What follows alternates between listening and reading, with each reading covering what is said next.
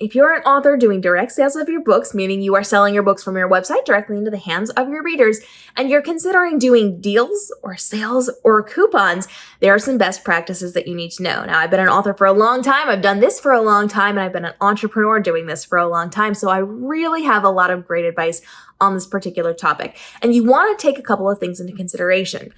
Deals and sales and coupons should not be year-round all the time, 24/7. It should be something that is special and unique and something that they potentially work for. So you don't just have to give away sales. You can actually make them work for it. One thing that I really love with deals and sales and coupons is that you can hide them on your website. And if your fans take the time to go through your website and look on the pages and read what you've created, it helps bump the SEO of your website so you're shown more to people and you rank higher in Google, but it also means that they can go find coupon codes, and you can hide different ones in different places and allow them to use one if they find it on what they're going to be purchasing. Now, if you are going to be doing deals and sales, I recommend them for volume. So if they're going to be buying multiple things, now they've earned some deals for themselves. I like to do things where if you buy the full series, you get $5 or $10 off of buying all of those things. But you have to be mindful of what you're offering. Just because I say, well, $10 off of the series,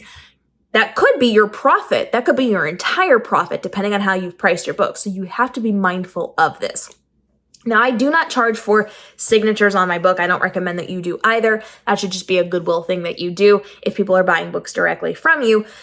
So that you can also not just take money off, but you can add bonuses on for these deals and these sales and these coupons. So let's just say somebody buys your entire series. You can say, buy the entire series, get a free mini magazine, get a free print of the character artwork, get a free bookmark, get a free whatever.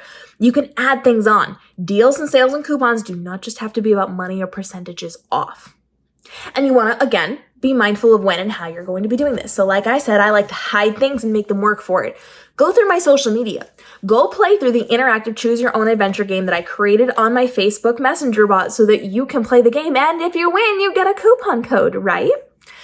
You can also do this seasonally. So if Christmas is coming up, you can run deals. If Valentine's Day is coming up, you can run a different deal. And you can have different types of deals, different titles for those deals. And I recommend having that on your sales page. Make it easily accessible for people, or have it specific to a location. Just your TikTok followers have access to this deal. So depending on what checkout cart you are using, you're going to be able to put in coupon codes. If you do not have the access to coupon codes because the checkout cart that you're using just doesn't have that accessibility, you're going to have to go in and manually change prices. So you have to be smart about the deals that you can offer based on what you can do. There's a lot that you want to be mindful of. If you are going to do a thing where people can get $2 off of a book that they buy, what I recommend you do, instead of going into your specific listings for each individual book and changing the prices, to duplicate the listing. So this is what I do. Let's just say I have the omnibus of my Golden Trilogy and I want to have the normal price and I want to have a sales price. I'll duplicate that listing. So I'll fill everything out for the normal price and then I'll duplicate it and just switch it to a different price. And then I can reuse that again and again and again. I can make it accessible or inaccessible. I can give the link out, I can take the link away. I can make it so that people can't access it or people can access it. And I always have it there ready to go. So one of them is the normal stable price. That is what it always is, that is not touched. Then I have one where I can change the price around. So if I want to take $2 off or $3 off, or I want to, do something else with it, that one I can monkey with, I can play with that. The listing is the same, but the price is going to change, and then I can just give that link out as needed. I can swap things out as needed. My goal here is to make this as simple, as time effective as possible for me, and recreating listings or risking messing up my original listing and having to redo the whole thing isn't worth it for me. So I like to have secondary listings that I can monkey with when needed.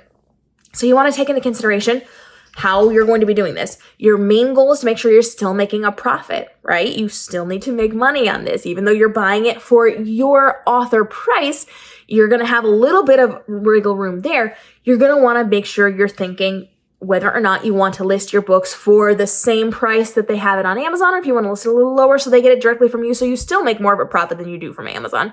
You have to think those things through, and then you have to think of how often, how much you're willing to give this out. Are you willing to give this to everyone? Do you want to give it to a select group of people? Do you want to give it to just your newsletter? Do you want to give it to people for the holidays? Is it a one-day sale? Is it a 1 month sale? You have to think those things through. So with that in mind, I do recommend playing with this, doing small sales, doing quiet sales first. Before you have some big sale, before you make it a big announcement, do small things and try it with your specialized group of fans. So if you're new to this, if you haven't done this before, if you're not sure of all the buttons to push, I want you to just find your street team and just offer them things. Or you can even tell them, hey, listen, I'm testing this out on my website and I need to know if this works. I'm going to put this book on sale for $5 off. If you guys want to go grab it, you can have it for the first 5 people just so I can test this and see how it works. And then you report back to me to see how it works. You can do this with your close confidants. And in a lot of checkout carts, they'll have what they call sandbox, meaning you can test it without people actually buying it. You switch it over to sandbox mode, and that goes into a here's how it works mode. And you put in a fake credit card number. It tells you what to put in, and then you put in your address, and it sends out all of your emails. It sends out all of your sequences for that, and it gives you your receipt, and it gives you all this information, but it doesn't charge a card. And you get to see the process to make sure it works, make sure all the buttons worked right, and that's really helpful for you as well. So with your sales, with your deals, I recommend that you do a big sale, maybe once or twice a year. I wouldn't do it more than once a quarter. You can do holiday sales and be different about those. So don't have the same sales every single time. You can be book specific, series specific. You can be a percentage. You can be a monetary value off, or you can be bonus content. Do so much and you get so much.